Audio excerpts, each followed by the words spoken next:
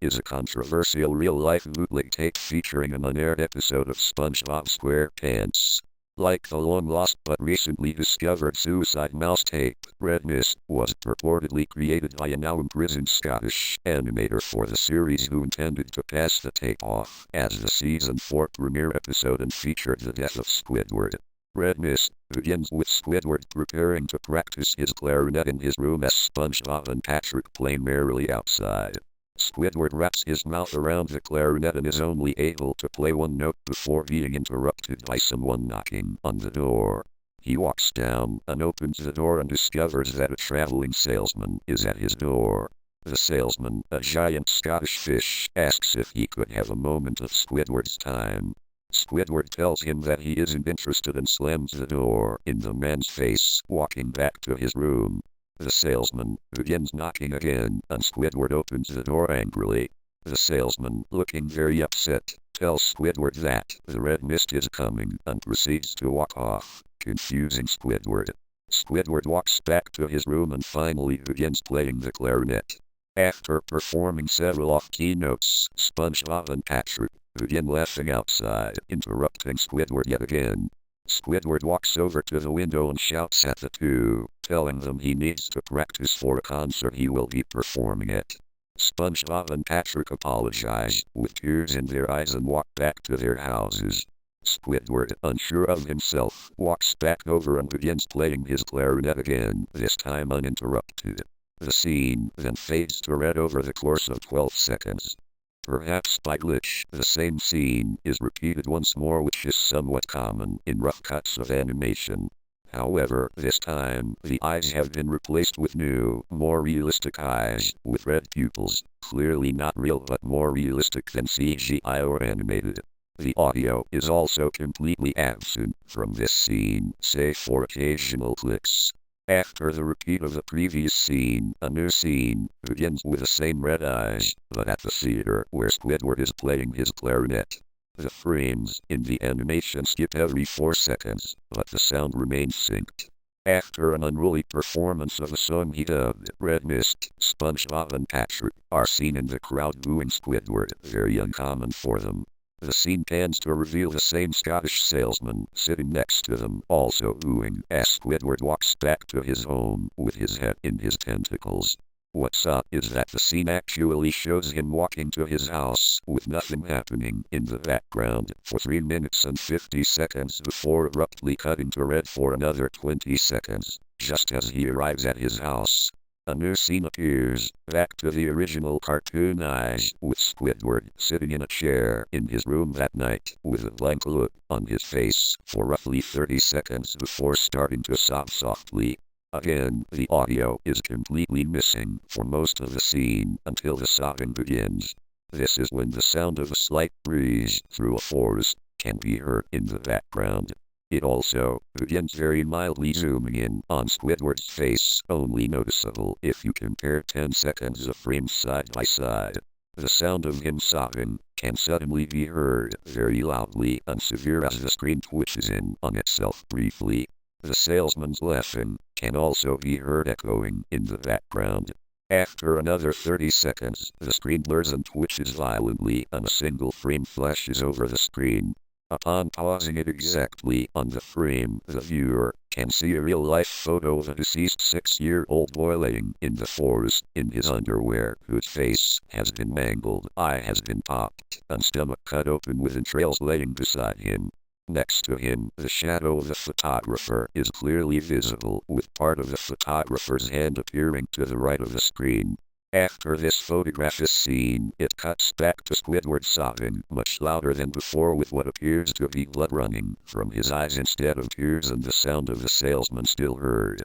The sound of the wind in the forest is also played at a much louder volume, but now with the sound of branches snapping and the screams of a young boy heard.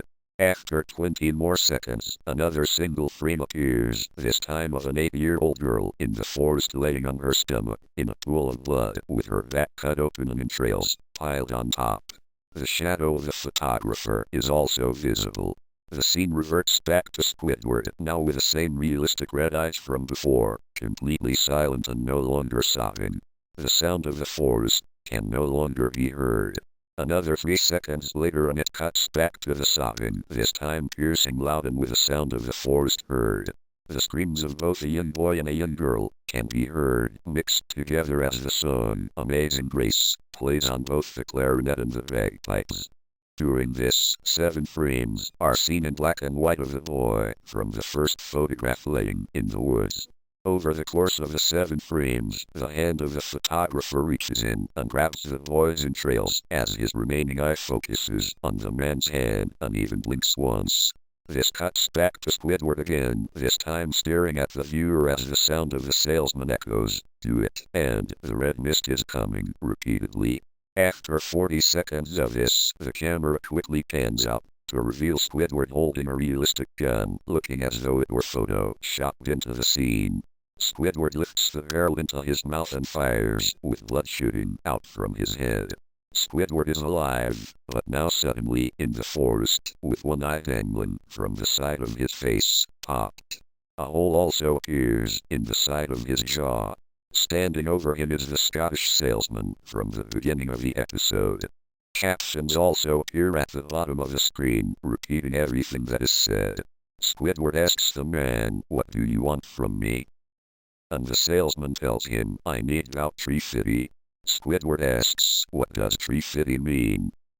And the salesman answers, "You know, $3.50. Squidward shouts, "I ain't giving you no $3.50. Just as the monster reveals a small zipper on the side of his head. After unzipping it, the salesman transforms into the Loch Ness Monster, an 8-story tall crustacean from the Protozoic era, and asks in response, "How about $2.50? Squidward retorts, "Oh, so now it's only $2.50. What? Is there a sale on Loch Ness munchies or something?" The Loch Ness Monster swims off angrily, promising to one day return and exact revenge on Squidward. The colors invert themselves and the scene cuts to blue.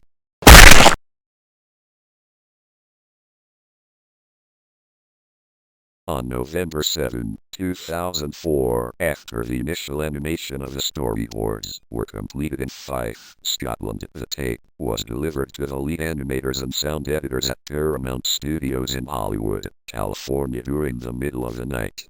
The tape was taken into the editing room, where it was watched by said animators and editors, as well as 2 16-year-old interns.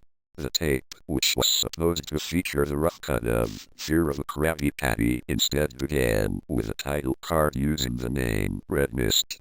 While thrown off at first, the animators continued watching, discovering the tape had been heavily tampered with as some sort of cruel joke. As a result, 3 animators, Barry O'Neill, Brent Kirkland Jr. and Alyssa Simpson, were sent to the hospital. 1 editor retired, Fernando de la Peña, and 1 intern, Jackie McMullen, committed suicide.